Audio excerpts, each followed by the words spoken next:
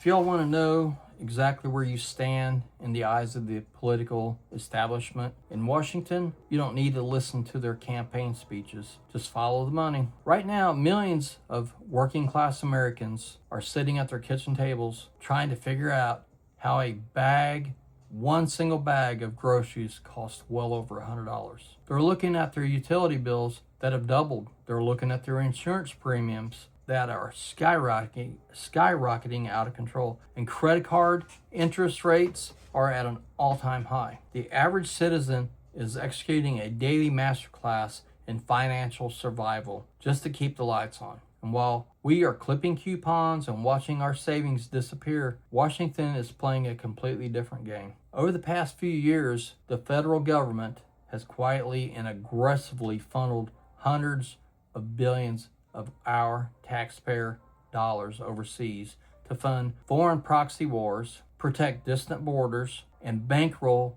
global conflicts, including massive aid packages to countries like Israel, Ukraine, and Taiwan. We are living through a massive domestic disconnect. The establishment media, if you still listen to them, I know I don't, they tell us that we have an obligation to secure democracy thousands of miles away. But they never seem to explain why that obligation requires the bankruptcy of the American middle class. The math doesn't lie, and the reality on the ground is very bleak. Today we are going to break down the hard, undeniable numbers that prove Washington has completely abandoned its fiduciary duty to us, the Americans. We're going to look at the exact corporate interests driving these decisions and how we can stop being a casualty of their global sandbox. Let's stop talking in abstract concepts and look at the actual balance sheet. When Washington passes a foreign aid package, it treats it like monopoly money. But that money is directly extracted from the productivity of American workers. Financial disconnect facts. The foreign aid ledger. Over the current legislative cycles leading into 2026, total U.S. foreign assistance obligations have shattered records. Between the ongoing conflicts of Eastern Europe and the Middle East, the U.S. has committed over $170 billion to foreign military financing, humanitarian aid, and direct budgetary support for foreign governments. The direct cash infusion. A massive chunk of this funding isn't just old military hardware from warehouses. It is a direct cash liquidity. The U.S. government has literally funded the salaries of foreign civil servants and first responders and subsidized foreign pension systems, while our own domestic Social Security faces an imminent funding cliff. The domestic infrastructure crisis contrasts that with home. The American Society of Civil Engineers regularly gives U.S. infrastructure a near failing grade. There are currently over 42,000 bridges in America.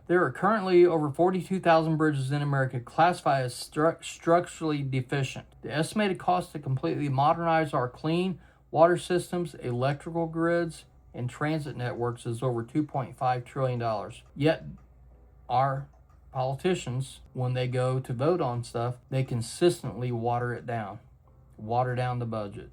Give each state this, a little bit of that, They never give us what we need. The VA comparison, this is my wheelhouse. While billions flow effortlessly overseas with emergency bipartisan consensus, veterans' healthcare and housing programs face intense budgetary scrutiny. On any given night in America, over 35,000 military veterans, my brother and sisters in arms, are sleeping on the streets they swore an oath to protect. That is disgrace. Washington can gather a bipartisan supermajority in less than 48 hours to approve an emergency $20 to $60 billion package to fund artillery shells or missile defense systems across the globe. There is no debate. There is no filibuster. The money materializes out of thin air. But the second someone suggests investing that exact same capital into securing our own crumbling infrastructure, fixing the water supply in our industrial towns, or providing world-class care for our veterans, suddenly the politicians become fiscal conservatives. Suddenly they tell us the budget is tight and we have to worry about the national debt. It is a double standard that borders on economic treason. The message they are sending is loud and clear. Foreign borders are worth protecting with American money, but American communities, we're on our own. To understand why this happens, you have to stop looking at Washington as a legislative body and start looking at it for what it actually is, a clearinghouse for multinational defense corporations. When you hear politicians like Ted Cruz and Lindsey Graham, and the list goes on, beating the war drums on cable news, they aren't talking about human rights. They are talking about their investment portfolios and their top donors, which happens to be AIPAC, which happens to be Israel, which happens to be a foreign country, which happens to be our imminent threat. The war economy facts. The corporate windfall. The vast majority of the money approved for foreign military aid never actually even leaves the United States. Instead, it is routed directly to the Big Five. I know these contractors intimately. Lockheed Martin, RTX, formerly Raytheon, Boeing, General Dynamics, Northrop Grumman. The funds are used to manufacture new weapons to replace the stockpiles that we sent overseas. The lobbying machine. According to OpenSecrets.com data, the defense aerospace industry spends more than $100 million annually on direct lobbying in Washington, employing hundreds of former congressional staffers and retired military officials to influence foreign policy. The insider trading reality.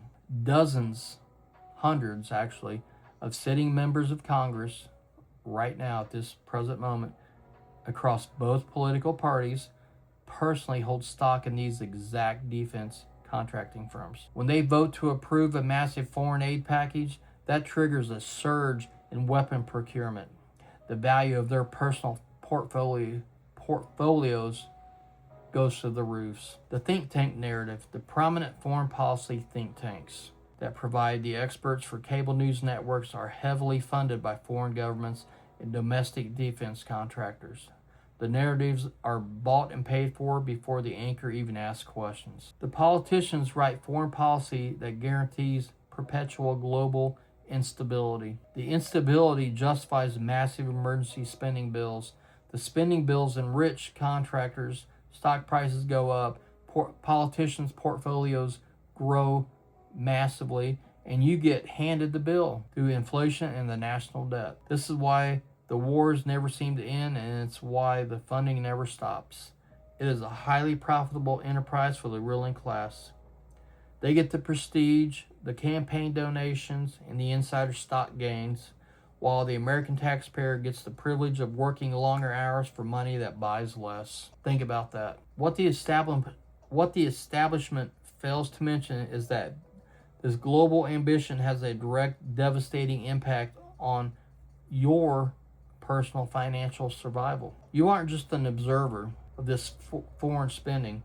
You are actively paying for it every time you swipe your card. The inflationary impact facts. The Federal Reserve has expanded the M2 money supply drastically over the last several years. Funding global operations requires massive deficit spending, which forces the government to issue more debt, expanding the total currency pool and directly causing inflation, hitting consumer goods. The interest burden. Because the national debt has surged past $34 trillion and continues to skyrocket towards $40 trillion, interest payments alone now exceed $1 trillion annually. The U.S. government now spends more money just paying the interest on its past debt than it does on the entire traditional defense budget. The border double standard. While Washington prioritizes the territorial integrity of sovereign nations abroad, the U.S. southern border remains under unprecedented strain. The Federation for American Immigration Reform notes that the net annual cost of illegal immigration on U.S. taxpayers, covering local education, healthcare, and law enforcement strains, has surpassed $150 billion annually. They are literally using your future tax dollars to underwrite the security of nations on the other side of the planet, while letting our own borders, our own cities, and our own financial systems collapse from intentional neglect. The mainstream left tells you that questioning this foreign aid makes you an isolationist or radical or a racist or a Nazi or whatever the fuck they want to call you, an anti-Semite.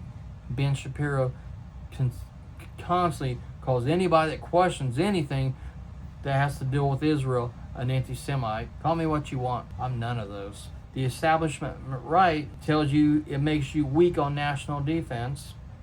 It's an ideological trap designed to silence common sense. There is nothing radical about demanding that the taxes collected from American citizens be used to benefit American citizens. What happened to no taxation without representation? Have we all forgot that? I think we have. I think we've forgotten a lot. There's nothing weak about stating that a country cannot project strength globally when it is financially and whatever you want to call it, rotting from within. Morally, we are rotting. So where does this leave us? Well, several things we can do. First and foremost, we all, as Americans, have got to do our part. We can't just let this shit continue to happen to the next election. We can't. We can't. We're not going to have a country for our kids, for our grandkids, for our great-grandkids. We're not going to. It's that dire. We have to start vetting these politicians. Like I said, I don't care if you're left or right, Democrat, Republican, whatever. I don't care. They're all garbage. Every single one of them.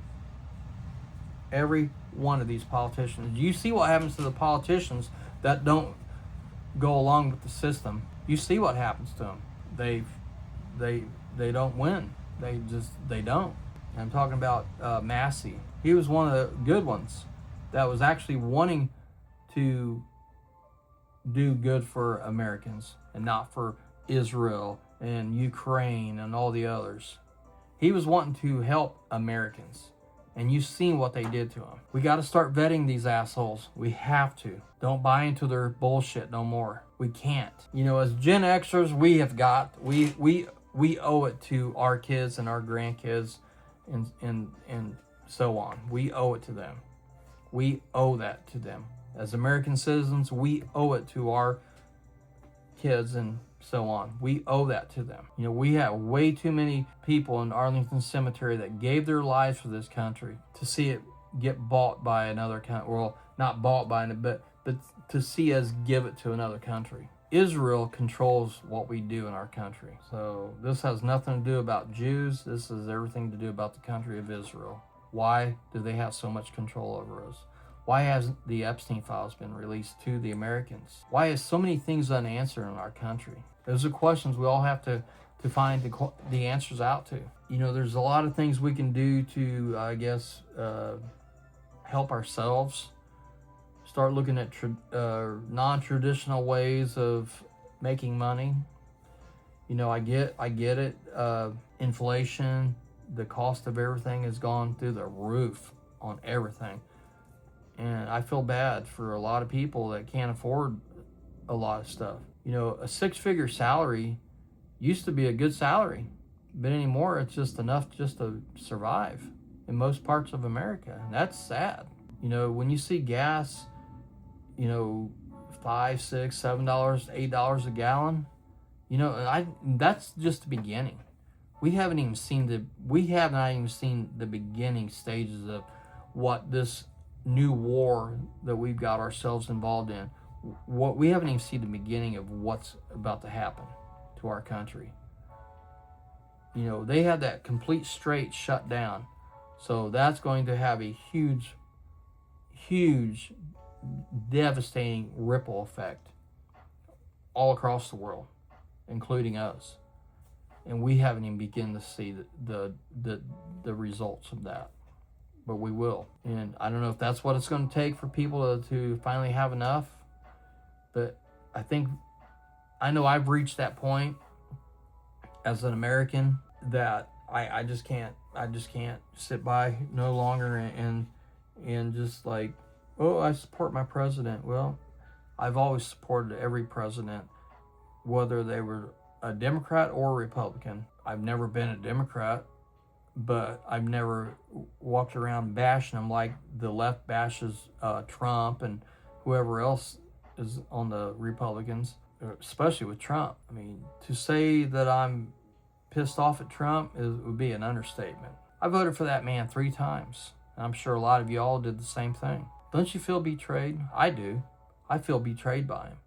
Am I going to quit supporting him? No, I'm not. I'm not going to quit supporting my president of the United States, my commander-in-chief. I mean, I'm a retired military member, but I still, I don't know, I guess go by that. But I can't, just because someone does something that you don't like, you can't just quit, following them, or you know what I mean? Like, you just can't quit supporting them. You don't have to like anything that they're doing, but you also can't abandon them. But we do have to start doing a better, we got to start doing better at vetting these people. These people that we've had as presidents in our country. I mean, look at it. I mean, they're all, most of them's been draft dodgers, and yet they send us to war. I mean, that's kind of an oxymoron in my book, but I don't know. We just got to do better, fellow Americans, fellow Gen Xers. So I highly recommend you checking into your state to see where your tax money goes. You'll be shocked. I will say that. You'll be shocked to see all the foreigners that are getting millions of dollars of your tax money for businesses, to buy trucking companies, to buy trucks, to buy gas stations, hotels, motels. But you see the gridlock they put us through to get a business loan, but they'll throw money at a foreigner. So yeah, they're definitely selling our country. I just thought I'd come on here and talk about some facts. These are all facts, and I got all these facts from Google. I did my research. I don't ever like listening to fake news or any of that crap, I like to always get my own research, and most of the time I don't like what I find, and it's a shame. But me as an American, and we as Americans, we owe it to each other to have each other's backs, because they sure don't care about us. So we have to look out for each other. We got to start taking care of our country, guys. We have to. So hopefully, I'm not going to use that word hopefully, maybe things are going to start resonating with people now, because it's that dire. None of us should feel like we've done anything wrong, because we haven't, but we do owe it to each other. We owe it to our country to do a better job, because the politicians we've gotten in office right now are garbage, and for them to be able to do insider trading should be against the law. But who's going to write the law? They're the ones that's doing it. So why would they shoot their own selves in the foot? That's why we, as the people, have got to put an end to this stuff. We should put an end to this stuff. We should demand a vote, a poll, like a special election, to where we can vote that no politician should ever be allowed to have insider trading, make it illegal, punishable, in prison. We need to start putting these people away. Anybody that's in the Epstein files that's committed all these horrible acts, I don't care who you are, Clinton, even Trump. If you've done horrible acts, Bill Gates. If you've done horrible acts, guess what? You're going to prison. And that you should be very fortunate just to be going to prison, because those kind of horrific acts, from what I've heard, should be punishable by capital punishment at the very least. So we've got an obligation to each other, guys, that we got to get this country back on the right track. We got to. Because I don't want to see it continue going down this path that we're going down. We gotta also let our politicians know that we're done with Israel. We cannot support Israel no more. We cannot. We have to cut them off. We have to cut Israel off. We can still be their ally, but they got to start fighting for their own selves. Same with Ukraine. You guys want to keep this war going? Well, then you guys fund it. Figure it out. How many countries do you think would come to our aid if we needed help? How many? I'd venture to say maybe one or two. And it wouldn't be the ones you would think. It wouldn't. You'd be surprised at who it would be. But it wouldn't be the usual allies. I got more to come later. Take care, everybody. Have a good one.